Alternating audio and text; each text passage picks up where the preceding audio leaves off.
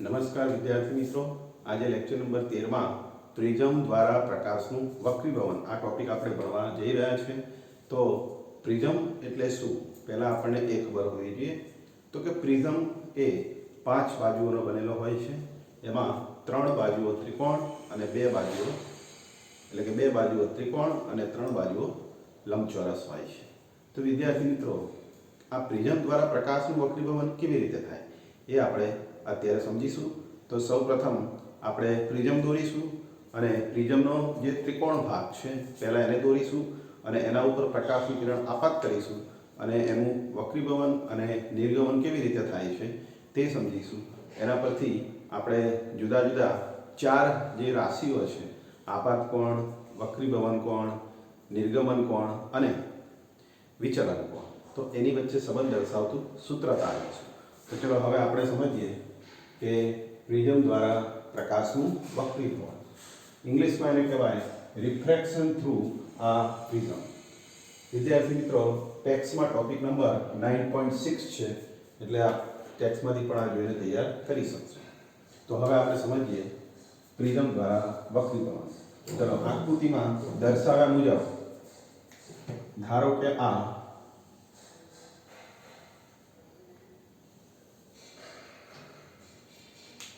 ABC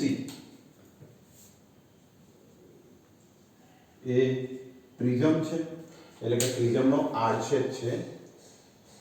અહીંયા જે લંબચોરસ બાજુઓ હશે 3, એને લંબરૂપે આમ આડછેદ લેવામાં આવે તો આવો ત્રિકોણ ભાગ આપણને પ્રિઝમનો દેખાય. હવે પ્રિઝમની અહીંયા 3 બાજુઓ દેખાઈ રહી છે, AB, BC અને AC.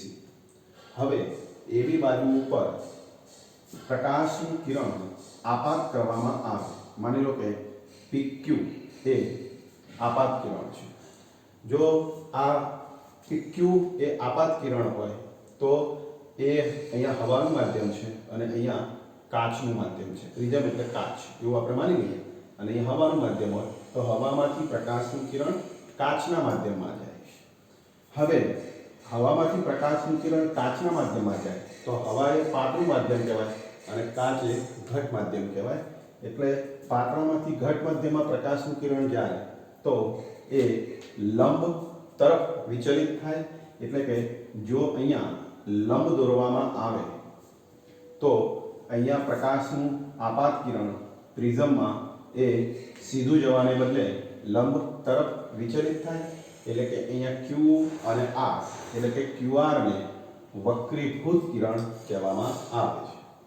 હવે આ વક્રીભૂત કિરણ AC સપાટી પર R બિંદુએ આપાત થાય છે અને ત્યાંથી ફરી પાછું એ કાચમાંથી હવામાં નિર્ગમન પામે છે.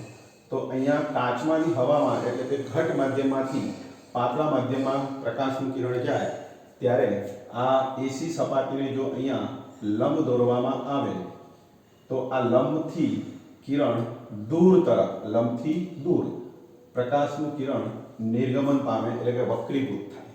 તો આવી રીતે પ્રિઝમની એક સપાટીમાંથી કિરણ અંદર જાય એટલે વક્રીભૂત થાય અને બીજી સપાટીમાંથી બહાર જાય એટલે કે ફરી વક્રીભૂત થાય. આવી રીતે પ્રિઝમમાંથી પ્રકાશ બહાર આવે તો આવા 3 કિરણો આપણને અલગ અલગ પ્રકારના જોવા મળે છે. તો અહીંયા આને નામ આપીશું RS.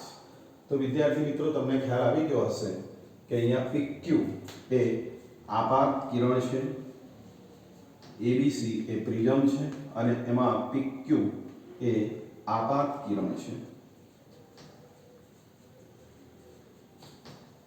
QR એ વક્રીભૂત કિરણ છે.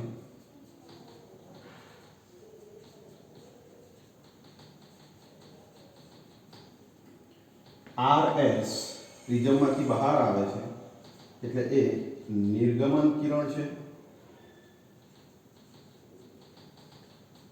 અને અહીંયા આ ત્રણેય જે કિરણ છે એ લંબ સાથે એટલે કે અહીંયા જે લંબ છે એ લંબ સાથે અલગ અલગ ખૂણો આંતરે છે. તો અહીંયા આપાત કિરણ આ લંબ સાથે, જો અહીંયા N નામ આપ્યા બંને છેદન બિંદુને, તો આપાત કિરણ આ Q પાસે જે લંબ દોરવામાં આવે છે તેની સાથે જે ખૂણો બનાવે એને કહેવાય આપાત કોણ I, એટલે કે ઇંગ્લિશમાં કહેવાય એંગલ ઓફ ઇન્સિડન્સ. એટલે કે અહીંયા I ને આપણે નામ આપીશું કે I એટલે આપાત કોણ.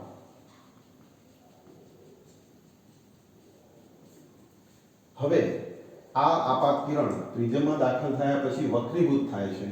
તો વક્રીભૂત કિરણ QR લંબ સાથે જે ખૂણો બનાવે એને વક્રીભવન કોણ R1 કહેવાય. એટલે કે રિફ્રેક્શન એંગલ, વક્રીભવન કોણ R1 એટલે વક્રીભવન કોણ. પણ કઈ સપાટી પાસે? AB સપાટી પાસે. હવે અહીંયા વક્રીભવન કિરણ એ R પાસે આપાત થાય છે, એટલે આ આપાત કિરણ AC સપાટી માટે આ આપાત કિરણ કહેવાય. તો અહીં જે ખૂણો બનશે એને નામ આપીશું R2. એટલે R2 ને આપણે કહીશું કે AC સપાટી માટે આપાત કોણ, AC સપાટીનો આપાત કોણ, એટલે કે આને કહીશું કે આપાત કોણ પણ AC સપાટી માટે. હવે આ વક્રીભૂત કિરણ AC સપાટીમાંથી બહાર જાય હવામાં, એટલે એને કહેવાય નિર્ગમન કિરણ. આ કિરણ પ્રિઝમમાંથી બહાર જાય છે એટલે એને આપણે કહીએ છીએ નિર્ગમન કિરણ. તો અહીંયા RS નિર્ગમન કિરણ છે અને એને આ લંબ સાથે જે ખૂણો બનાવશે એને E વડે દર્શાવાય, નિર્ગમન કોણ, એંગલ ઓફ ઇમર્જન્સ. એટલે કે E એટલે નિર્ગમન કોણ, E ને કહીશું આપણે નિર્ગમન કોણ. તો આવી રીતે વિદ્યાર્થી મિત્રો અહીંયા 4 ખૂણા થયા: આપાત કોણ, વક્રીભવન કોણ, આપાત કોણ અને નિર્ગમન કોણ. હવે વિદ્યાર્થી મિત્રો આ પ્રિઝમની જે આ બે સપાટીઓ છે AB અને AC, એ જે ખૂણો આંતરે ઉપર તરફ, પ્રિઝમના ઉપરના તરફ, તો આ બે સપાટીઓ વચ્ચે અંતરાતો ખૂણો કે જે બે સપાટીઓના કિરણ દાખલ થઈને બહાર જાય છે, તો આ બે સપાટી વચ્ચે જે ખૂણો બને છે AB અને AC, આને કહેવાય પ્રિઝમ કોણ A. એટલે કે અહીંયા A ને નામ આપીશું પ્રિઝમ કોણ. અને આ આપાત કિરણને જો આગળ તરફ લંબાવવામાં આવે અને આ નિર્ગમન કિરણને પાછળ તરફ લંબાવવામાં આવે તો અહીં જે ખૂણો બને, અહીંયા જે બિંદુ છે એને આપણે નામ આપી દઈએ સપોઝ D બિંદુ. તો D પાસે અહીં જે ખૂણો બને છે આપાત કિરણ અને નિર્ગમન કિરણ વચ્ચે, એને કહેવાય એંગલ ઓફ ડેવિએશન, વિચલન કોણ, ડેલ્ટા. એટલે કે ડેલ્ટા એટલે વિચલન કોણ. તો વિદ્યાર્થી મિત્રો આ આકૃતિમાં તમે જોઈ શકો છો કે પ્રકાશનું કિરણ આ પ્રિઝમ પર આપાત થયા બાદ એનું વક્રીભવન અને કેવી રીતે નિર્ગમન થાય છે એ આપણે આ આકૃતિ દ્વારા સમજી શકીએ છીએ. આ આકૃતિમાં મહત્વના 4 ખૂણાઓ છે: 1 આપાત કોણ, 2 નિર્ગમન કોણ, 3 પ્રિઝમ કોણ અને 4 વિચલન કોણ. આ 4 ખૂણા વચ્ચે એટલે કે I, E, A અને ડેલ્ટા, આ 4 ખૂણા વચ્ચે જો સંબંધ દર્શાવતું આપણે સૂત્ર તારવવું હોય તો સૌપ્રથમ આ આકૃતિમાં એક ચતુષ્કોણ તમને દેખાય છે. તો એ ચતુષ્કોણ કયો છે? જુઓ, AQNR. આ ચતુષ્કોણ AQNR એ ચતુષ્કોણમાં 4 ખૂણાઓ હોય ચતુષ્કોણને. એમાં આ જે બે ખૂણાઓ છે Q બિંદુ પાસે અને R બિંદુ પાસે, અહીં જે બે ખૂણાઓ બને છે એ સપાટીને લંબ હોવાથી 90 ના હશે. એટલે કે Q અને R પાસે બનતા ખૂણા, એટલે કે ખૂણો Q પ્લસ ખૂણો R બરાબર 90 ડિગ્રી. એટલે કે 90 અને 90 એટલે કે 180 ડિગ્રી. આ બંને ખૂણા સરખા હશે અને બંને ખૂણા 90 ડિગ્રી બનાવે છે.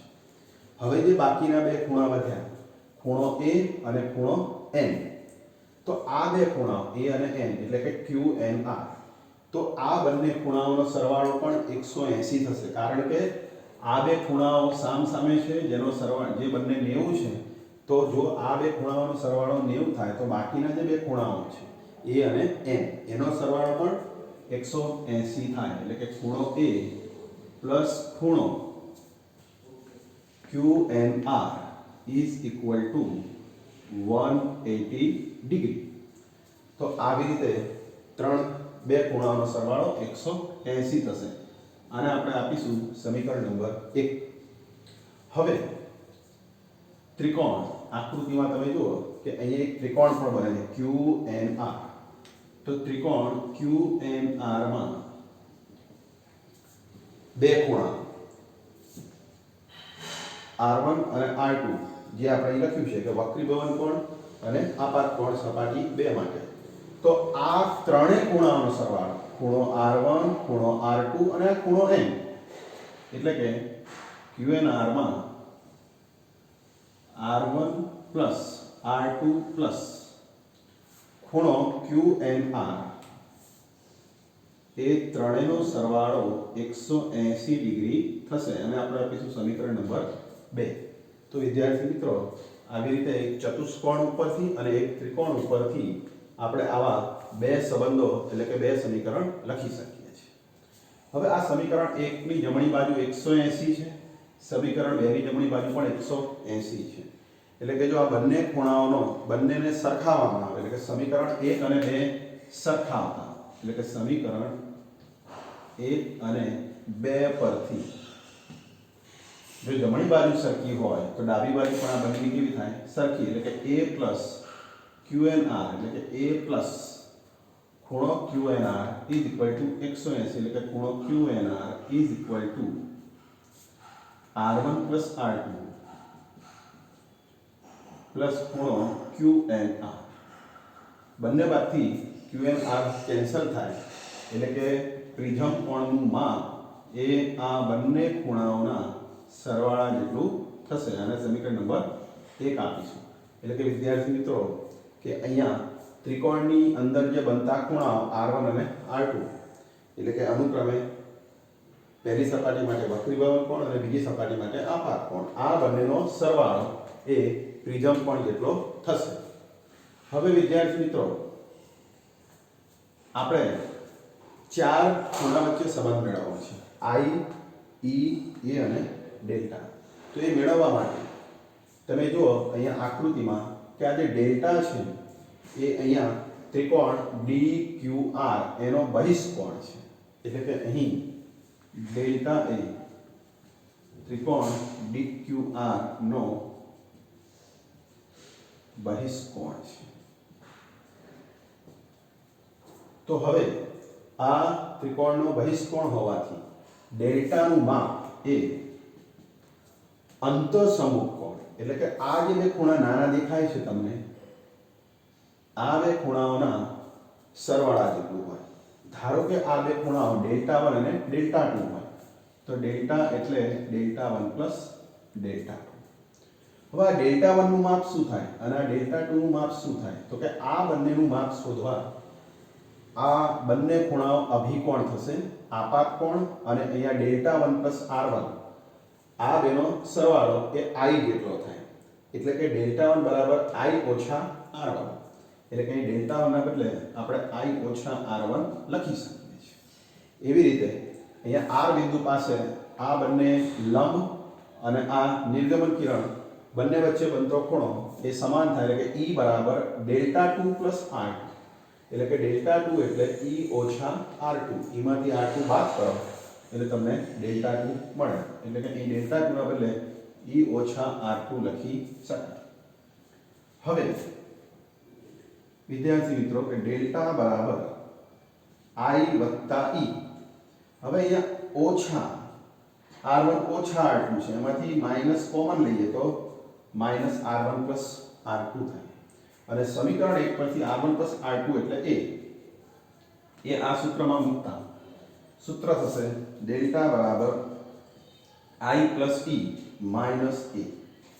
તો આવી રીતે ડેલ્ટા બરાબર I પ્લસ E ઓછા A આવું સૂત્ર એટલે કે ચારે ખૂણા વચ્ચેનો સંબંધ આપણે મેળવી શકીએ છીએ. તમને ખ્યાલ આવી ગયો હશે કે ડેલ્ટા એટલે વિચલન કોણ, I એટલે આપાત કોણ, E એટલે નિર્ગમન કોણ અને A એટલે પ્રિઝમ કોણ. તો વિચલન કોણનું માપ કેટલું થશે? તો કે વિચલન કોણનું માપ આપાત કોણ વત્તા નિર્ગમન કોણ બંનેનો સરવાળો કરી અને એમાંથી પ્રિઝમ કોણ બાદ કરીએ એટલો વિચલન કોણ થાય. તો આવી રીતે આ આકૃતિ પરથી એટલે કે પ્રિઝમ દ્વારા વક્રીભવન પરથી આપણે આ સંબંધને મેળવી શકીએ છીએ. તો વિદ્યાર્થી મિત્રો, આ જે સંબંધ છે હજુ એને બીજી કોઈ સારી રીતે લખવું હોય તો આ સંબંધ આપણે આ પ્રમાણે લખી શકીએ છીએ કે એને ડાબી બાજુ લઈ જતા I plus E બરાબર A plus ડેલ્ટા આવી રીતનો સંબંધ આપણે લખી શકીએ છીએ. એટલે કે આપાત કોણ અને નિર્ગમન કોણનો સરવાળો એટલે કે આ આપાત કોણ અને નિર્ગમન કોણ આ બંનેનો સરવાળો એટલે કે આપાત કોણ વત્તા E એટલે નિર્ગમન કોણ. તો આ બંનેનો સરવાળો એ પ્રિઝમ કોણ અને વિચલન કોણના સરવાળા બરાબર હોય છે. હવે વિદ્યાર્થી મિત્રો, કે તમને પરીક્ષામાં MCQ પૂછાય કે તમને આ ત્રણ ખૂણાઓ આપેલા હોય, માની લો કે તમને A આપેલો હોય, ડેલ્ટા આપેલો હોય અને E આપેલો હોય, તો એના પરથી તમે આપાત કોણ શોધી શકો અથવા આપાત કોણ, નિર્ગમન કોણ અને પ્રિઝમ કોણ પરથી વિચલન કોણ શોધી શકો છો. ધારો કે અહીંથી પ્રકાશનું કિરણ 30ના કોણે આપાત થાય છે એટલે કે આપાત કોણ 30 ડિગ્રી હોય અને આ નિર્ગમન કોણ એ માની લો કે 50 ડિગ્રી હોય અને આ સમબાજુ પ્રિઝમ હોય તો એના ત્રણેય ખૂણા સરખા હોય 60 60 60 તો પ્રિઝમ કોણ 60 થાય. તો વિચલન કોણ કેટલો? તો 50 + 30 એટલે 80 અને 80 માંથી આ 60 બાદ કરો તો વિચલન કોણ એ 20 ડિગ્રી થશે. આવી રીતે આ સૂત્ર દ્વારા ત્રણ જ્ઞાત રાશિઓ પરથી એક અજ્ઞાત રાશિ આપણે શોધી શકીએ છીએ. તો આવી રીતે વિદ્યાર્થી મિત્રો, પરીક્ષામાં આ પ્રશ્ન વારંવાર 2 માર્ક્સમાં અથવા 3 માર્ક્સમાં વારંવાર પૂછાય છે. એટલે આપણે યોગ્ય રીતે એની તૈયારી કરીશું અને પરીક્ષામાં એને સારી રીતે લખીશું. તો પ્રશ્ન કેવી રીતે પૂછાય પરીક્ષામાં એની વાત કરી લઈએ. પ્રશ્ન પૂછાય કે પ્રિઝમ દ્વારા પ્રકાશનું વક્રીભવન સમજાવી સાબિત કરો કે I plus E બરાબર A plus ડેલ્ટા. તો વિદ્યાર્થી મિત્રો, મોટા ભાગના વિદ્યાર્થીઓ આ આકૃતિ તો દોરે જ છે, પરંતુ આકૃતિ દરમિયાન એ આ કિરણો દર્શાવવાનું ભૂલી જાય છે કે કિરણ કઈ દિશામાં ગતિ કરે છે. તો કોને આપાત કિરણ કહેવાય, કોને નિર્ગમન કિરણ કહેવાય, એ તમે કિરણ દોરશો, તીર દોરશો તો જ ખ્યાલ આવશે. તમે આ આકૃતિને ઉલટી પણ દોરી શકો છો. અહીંથી કિરણ આપાત થાય છે, અહીંથી વક્રીભૂત અને નિર્ગમન. તમે અહીંથી કિરણ આપાત કરો PQ, પછી QR અને અહીંથી નિર્ગમન પામે RS, તો પણ આમાં પરિણામમાં કોઈ ફેર પડતો નથી. એટલે તમે આ પ્રિઝમની કોઈ પણ સપાટી, AB સપાટી અથવા AC સપાટી, કોઈ બી સપાટી પર પ્રકાશનું કિરણ આપાત કરી અને બીજી સપાટીમાંથી એને બહાર દર્શાવી શકો છો અને એના માટે તમે આ સંબંધ સાબિત કરી શકો છો. તો વિદ્યાર્થી મિત્રો, પરીક્ષામાં પૂછાય કે પ્રિઝમ વડે પ્રકાશનું વક્રીભવન સમજાવો, તો પહેલા પ્રિઝમ દોરવાનો, આકૃતિ દોરવાની, ત્રણેય કિરણ દોરવાના, ચારે ખૂણા બતાવવાના અને એનું વર્ણન લખવાનું કે PQ એટલે આપાત કિરણ, QR એટલે વક્રીભૂત કિરણ, RS એટલે નિર્ગમન કિરણ, A એટલે પ્રિઝમ કોણ, I એટલે આપાત કોણ. તો એ બધી માહિતી લખી અને ત્યારબાદ તમારે આ સાબિતી આપવાની. આ બધા ગાણિતિક પદો છે, એ પણ પરીક્ષામાં લખવા જરૂરી છે.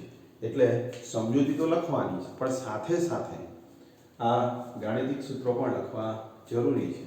તો પરીક્ષામાં 2 માર્ક્સ અથવા 3 માર્ક્સમાં જે રીતે પ્રશ્ન પૂછાય એ રીતે આપણે આકૃતિ દોરી અને આવા સૂત્રો દ્વારા આ સમીકરણને સાબિત કરીશું. તો વિદ્યાર્થી મિત્રો, મોટે ભાગે બોર્ડની એક્ઝામમાં આ થિયરી વારંવાર પૂછાતી હોય છે, તો આપ એને યોગ્ય રીતે સમજીને તૈયાર કરશો. આને યાદ રાખવાનો શોર્ટકટ, આકૃતિ દોર્યા પછી શરૂઆત કરવાની ચતુષ્કોણથી. ચતુષ્કોણ લઈ અને બે ખૂણાનો સરવાળો 180 લેવાનો, સમીકરણ 1. પછી ત્રિકોણ ધારવાનો QNR અને એમાં ત્રણ પદોનો સરવાળો એટલે કે ત્રણ ખૂણાનો સરવાળો 180, સમીકરણ 2. આ બે સમીકરણને સરખાવવાના એટલે આપણને સંબંધ મળશે A બરાબર R1 પ્લસ R2 અને આ સંબંધ એને નંબર આપણે જો 3 આપીએ, સમીકરણ અહીંયા 1 2 આપેલું છે, 3 આપીએ તો આ સંબંધનો ઉપયોગ કરી અને તમારે ત્રિકોણ DQR બહિષ્કોણ છે એમ ધારી અને ડેલ્ટાનું સૂત્ર લખવાનું, Δ1 + Δ2. એમાં સમીકરણ 3 નો ઉપયોગ કરવાનો એટલે સમીકરણ 4 મળે અને એ સમીકરણ 4 એનું સાદુરૂપ આપતા આપણને બે ખૂણાઓનો સરવાળો એટલે કે I અને E નો સરવાળો એ A અને ડેલ્ટાના સરવાળા જેટલો થાય છે. આવી રીતે આપણે આ સંબંધને સાબિત કરી શકીએ છીએ. આના પરથી પણ વિદ્યાર્થી મિત્રો MCQ બની શકે છે. તો તમારે ધારો કે MCQ પૂછાય કે R1 અને R2 એ અનુક્રમે 20 ડિગ્રી અને 30 ડિગ્રી હોય તો પ્રિઝમ કોણ કેટલો હશે? તો 20 + 30 પ્રિઝમ કોણ 50 ડિગ્રી હશે. જો સમબાજુ પ્રિઝમ હોય તો પ્રિઝમ કોણ 60 થાય, આ 60 થાય. પરંતુ જો પ્રિઝમ સમબાજુ ન હોય તો આ ખૂણાનું માપ નાનું મોટું હોઈ શકે, 60 થી મોટું અથવા 60 થી નાનું. તો આવી રીતે આ સંબંધ આપણે સમજીશું અને એને યાદ રાખીશું. તો આશા રાખું છું કે વિદ્યાર્થી મિત્રો લેક્ચર નંબર 13 માં આપ પ્રિઝમ વડે પ્રકાશનું વક્રીભવન સમજી ગયા હશો. તો એને ટેક્સ્ટ બુકમાંથી જોઈ અને નોટ્સ બનાવી અને 2 વખત લખીને આપ એને તૈયાર કરશો. પહેલાં લેક્ચરનો સ્ટડી કરશો અને નોટ્સ બનાવીને એને તૈયાર કરશો તો હું માનું છું કે આ ટોપિક ખૂબ જ સહેલો છે અને મોસ્ટ IMP છે. તમે સારી રીતે એને સમજી શકશો અને લખી શકશો. તો આશા રાખું છું કે તમે સમજી ગયા હશો. તો આ રીતે આજનું લેક્ચર અહીંયા પૂરું કરીએ છીએ. હવે નેક્સ્ટ લેક્ચર એટલે કે લેક્ચર નંબર 14 માં આપણે આ જ ટોપિકને આગળ વધારીશું કે પ્રિઝમના દ્રવ્યનો વક્રીભવનાંક શોધવાનું સૂત્ર, જે આ થિયરી જોડે સંબંધિત છે. તો આ થિયરી જો તમે ભણ્યા હશો એને તૈયાર કરી હશે તો જ એ લેક્ચર 14 માં એટલે કે વક્રીભવનાંક, પ્રિઝમના દ્રવ્યનો વક્રીભવનાંક એનું સૂત્ર તમે સાબિત કરી શકશો, સમજી શકશો. તો આજનું લેક્ચર એ આવતા લેક્ચર માટે પણ ખૂબ અગત્યનું છે, પરીક્ષા માટે પણ અગત્યનું છે. તો આપ એને યોગ્ય રીતે તૈયાર કરશો.